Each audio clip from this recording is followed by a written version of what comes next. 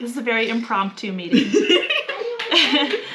So something happened, and this isn't something you said you've seen this happen at this age before. So we looked up our records, and we had one die at a similar age, but it was not, I think hers was failure to thrive because she was also scouring. Okay. Was she disbudded? She was disbudded, but it was 3 weeks before, so it was not related. Right, okay. This was disbudded on Monday, dead Tuesday night. Dead Tuesday night. What time on Monday was she disbudded? She was disbudded at 2:30-ish. Okay. And so we get home like 36 hours. Yeah, we get home from the vet. We had to run an errand after the vet and pick up groceries. We get home at 5 o'clock. I get her, as soon as I let her out, she found her mom and nursed. Okay. By that point, she had calmed down from this budding, and she's hopping and healthy and feisty as ever because she was the feisty one of the 2 babies. And Tuesday morning, she goes out. Let her out after I milked the mama. She's fine. She's nursing. She goes in the fields. I seen her at noon when I went to do a check on everyone and to film for our channel. And she was fine. And then I went to put them up at 6 in the barn, and I couldn't find her for a second. So I get Reagan out there to help me find her. She was laying on our goat shelter, and she didn't act right. So I'm like, okay. She was outside. She was outside, and she wasn't acting right. And I'm like, okay.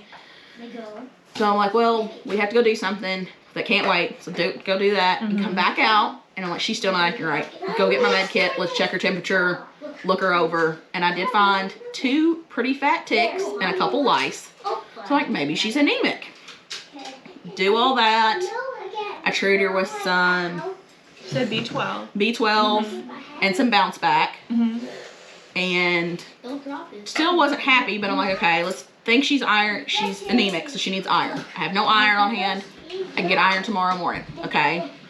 Talk to you. Text him like, maybe she needs some antibiotics. Yeah, that's what So I thought. I had antibiotics in my hoodie, brought Reagan out to help me, and found her. I knew that's what happened. Because you're like, never mind, she's gone. So, we don't know why this baby died. This is Idolin's baby. So, Idolin changed names to Eden at their farm because Idolin is hard for Meagan to say. I can't say it. My dyslexia kicks in with some names, and that's one of them. Could not say it. But it's been 2 weeks since you got her. She's definitely grown. So, I don't think failure to thrive. No. So, what we want to do today, what I really want to do, I don't know if you really wanted to do this, but I, as the breeder of this goat, wanted to make sure that there's not a congenital defect that contributed to her death. So she's at the age where her rumen is starting to change over from just being able to hold milk. So milk doesn't go in the rumen. Milk goes in the first stomach. And the rumen activates right around 2-3 weeks of age. And sometimes that can go wrong and cause them to not be able to digest food, and then they die. She was starting to nibble on some maybe a piece of grain and some hay and some grass. So she was just starting that. She was to look at her, she was developing correctly. Right. But that doesn't always mean that's what's happening inside. On the inside. So we want to look at it. And you also said that you had a little bit of potential coccidia. You didn't have it tested. You just had someone scouring. I had someone scouring. Okay. Started treating her with meds for that. She cleared up. Pretty good thing. Hey, this is what it was. Yeah. Because I know that's how a lot of times we handle it. If we think it's coccidia, we start treating it, and if it doesn't get better, then we go get tested because it's an hour drive to a vet that can... It is. And that's one of the reasons that I really want to get this year a really nice microscope and things like that, because I'll be able to see things like that protozoa and treat accordingly. So we are going to do our first necropsy on a baby goat, and we are going to try to determine what happened. If we are really sure about what happened after we open her up, I won't worry about taking her to the vet. But what I would like to do is basically confirm with what we find with the vet or with one of the universities around here to determine what exactly happened. So, what we're looking for in general, if the heart is round instead of heart-shaped, it could be a cardiac deformity. And that's something I would want to know because I'm the breeder. You know, that would have been something genetic, probably. If the stomach contains feed but no contents in the intestines, it could have been a blockage. That could have been where her rumen didn't work. The kid is too young to ruminate, but the rumen has a foul-smelling content. She's right at the age where that is changeover. If there's blood in the chest cavity, a ruptured aneurysm. So like maybe someone kicked her butt out in the field. Yep. That does happen. Goats are ruthless. And she was She's not feisty. pregnant. Rumen contents are milky in color and the pH is below 5.5. I don't have a way to test pH here yet. A clog of feed in the esophagus is choking. Black or bright red section of the intestines without signs of coccidiosis. Colic. This is AKA enterotoxemia. Okay. Okay. Bright red section of intestines with small white nodules is coccidiosis. And then visible worms. Obviously.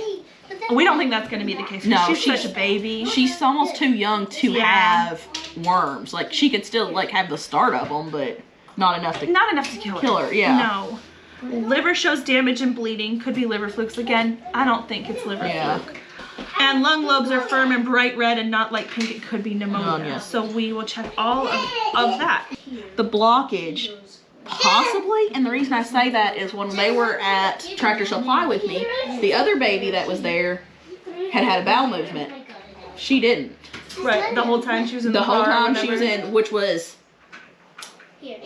almost 3 hours time we got there, did it, ran our 2 errands, and got home. And she never scoured, right? She never scoured. Okay. Yeah. I seen her urinate. Okay. So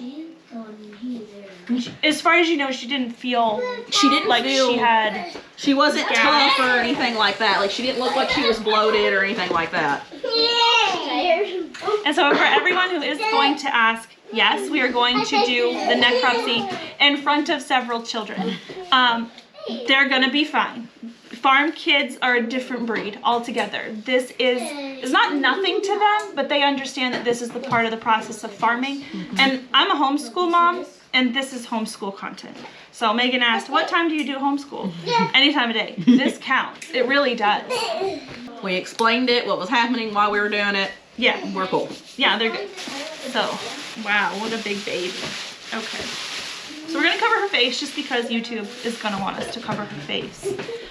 For sure. And I guess I'll preface this part of it by saying this is absolutely intended as educational content. This is not designed to shock anybody or get any kind of reaction. I really want to help teach people how to manage their herds. And unfortunately, deaths do happen in every herd. And this is a really great learning opportunity for Megan and I, but also we want to be able to pass that on to you guys. And this is the benefit of us being able to not homestead together, but be close enough that we can, hey. We basically homestead together. So, I mean, we usually text back and forth homestead stuff. Yeah. Once or twice a week. Yeah.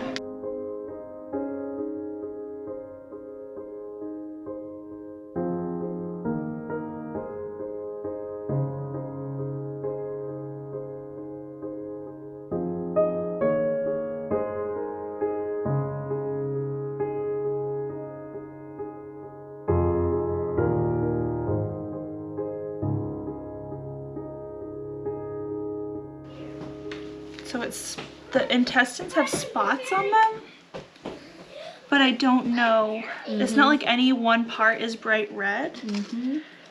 But yeah, you see that? Oh. Yeah, here we go. Small whitish nodules are present, and the lining is red from blood loss.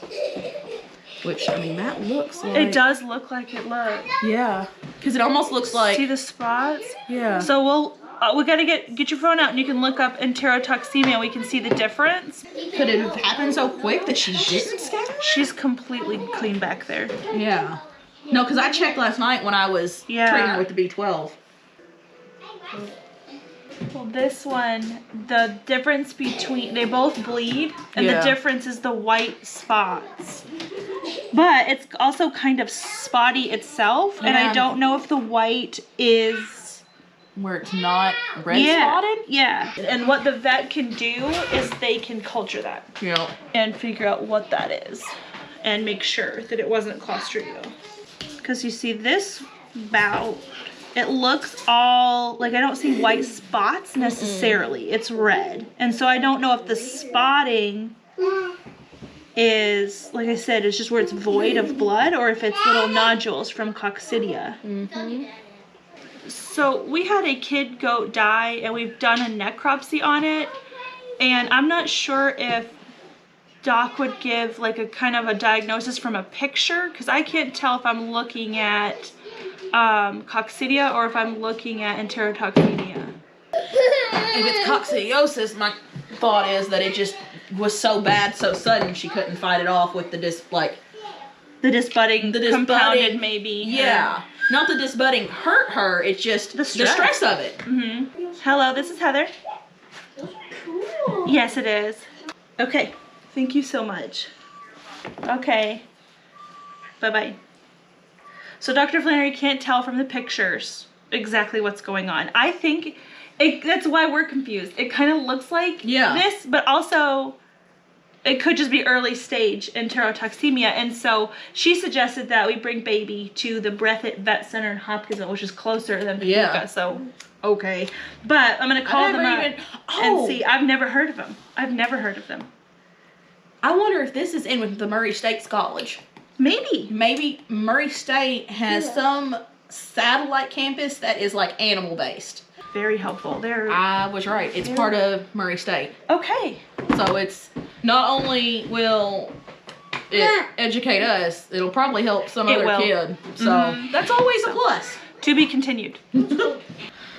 So it's quite a bit later now. Megan has gone home and I still have the goat. I went up to the university to give them the goat and have them look at her, and they wanted $235 to look at her and dispose of her, and I can't justify that right now. I really could have justified anything $75 or less for the knowledge that we would have gained, but $235 is just too steep for me. So I'm going to look at her a little bit closely. There's two culprits that I think could be the case for this. One is coccidia and the other one is enterotoxemia. There it is. And the enterotoxemia is the one that, if anything, could have been on my shoulders to prevent. So there's a couple different things that I can look at to confirm that diagnosis. So enterotoxemia is also known as pulpy kidney, and I didn't touch her kidneys when I had her earlier. So I am going to take out the kidneys and I am going to look at them and see if they have any kind of abnormalities. So really, this is what we're looking at that concerned me. The small intestine here really should be this really mildly pale, fleshy color, and all of this redness and blotchiness is a problem. And this super dark red blotchy stuff, that's what's making me think that this is the cause of death. She really has it all over. All of these little spots on this small intestine are not normal. So my conundrum here is telling the difference between coccidia and enterotoxemia, and that's where the kidneys come into play. So this here is one of her kidneys. You see inside of the kidney there. To my untrained eye, I don't see anything abnormal there. Here's the other kidney. I'm not noticing anything abnormal in here, but I don't exactly know what I'm looking at. So this is one of the baby's stomachs. I think this is the first stomach, and I believe it's called the abmosium. Little cheese curds from a baby that was drinking milk. Nothing smells weird in here, so that's good. So I opened the baby up a little bit further and checked the lungs. I looked at the size and shape of the heart and just tried to determine if there was anything else that could have contributed to her death.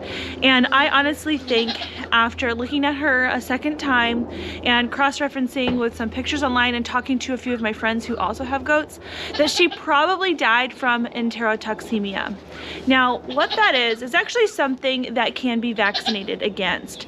That's one of the things that the CD&T vaccine covers. The C and the D part of the CD&T vaccine covers two different strains of Clostridial bacterium that can and do live in the goat's gut regularly. So the goat already has Clostridial bacterium in their gut, and they already have tetanus in their gut as well, which is the T part of that vaccine. It's just when the goat's gut gets out of balance for whatever reason, some of those Clostridial bacterium can become too much. There can be a bloom of this type of bacterium, and they can put off a toxin that does ultimately kill the goat. So this baby never did have that vaccine, and her mother never did have that vaccine.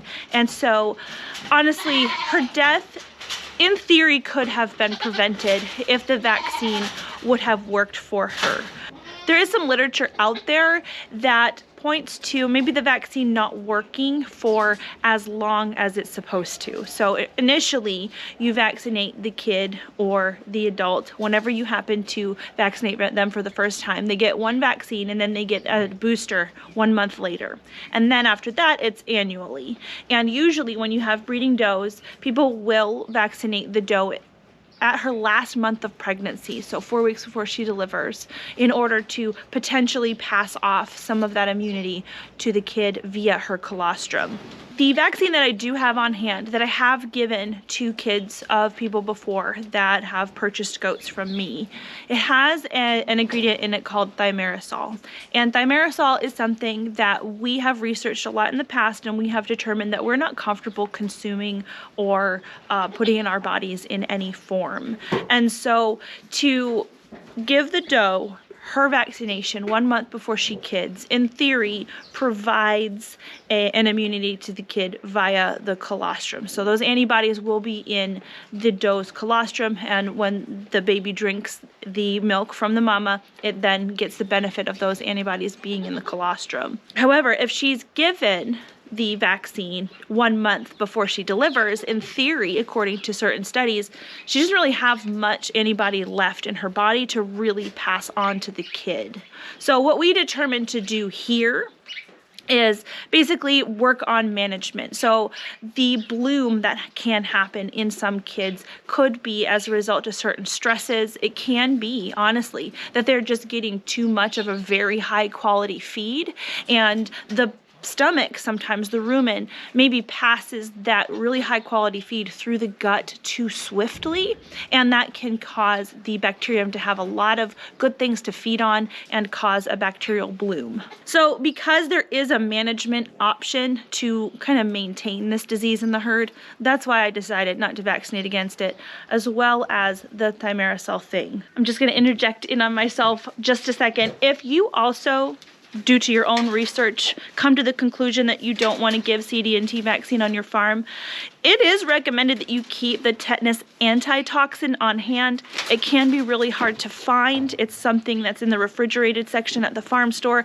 I've seen it online a couple times. But if you start seeing the symptoms of tetanus in your goat, you can give it to them then, and in theory, it should help that reaction go away. A tetanus antitoxin is very good to have even when you don't give the tetanus toxoid vaccine. So I do know that Cornell University does say that there's no such thing as a milk withdrawal time for this vaccine. I don't know why, because there is a meat withdrawal time. So milk itself technically is a blood product. Many things that are in the blood are also going to be running through the milk. That's why there are milk withdrawal times for many, many medicines. And I don't know why there isn't a withdrawal time for the milk. And because that doesn't exist, and because the label on the vaccine that I have says that it hasn't been tested in pregnancy for goats, I'm not really comfortable giving it. I don't really know what the long-term effects are from us consuming that milk. And honestly, it's something I'd rather not do. Now, I did pass on a kid to somebody who did not end up dying from this thing that I could have helped prevent, or at least given her as much benefit as I could to help prevent. That is true. I think what I've determined to do here on my farm is I'm still not going to vaccinate my does. I'm still not comfortable consuming that milk, and I'm not comfortable giving my does thimerosal once a year. It's just a personal choice of mine. What I can do, though, for everybody who buys kids from me is get that kid up to 4 weeks old when it is safe to give them their first CD&T vaccine. Ask whoever I'm selling them to, do you want baby to have this shot? I can give them their first shot and then, you know, 8 weeks, at 8 weeks old, so 1 month later, they can have their second shot, and they can be on their merry way to their new family. So that is a change that I am going to be implementing here. And I think overall this experience was really good. I think that it worked out as well as it could have. I'm very sad for my friends, Meagan and Reagon, who did lose the precious baby girl that they and their family really grew to love. But also, they are my friends. The goat was given to them for free, and it's not something that they, you know, waited a long time for. It's not something that they were waitlisted for. I think for the circumstance, it worked out as best as it could, and I'm really grateful for the learning experience, and I hope that you guys are able to learn something from this video too. This is the first time that I've ever opened up a goat. I don't really know what I'm looking at inside. I've processed quite a few animals here on my farm, so I could tell something was wrong, but I know as I need to, which I hope it's not that often, but as I need to look into the body of an animal to determine what may have killed the animal, I will learn more and more each time, and this was just the start of that learning process for me. And so it's encouraging to have that, you know, kind of notch under my belt where I now know that I kind of know what I'm looking at if I ever have to look into an animal again.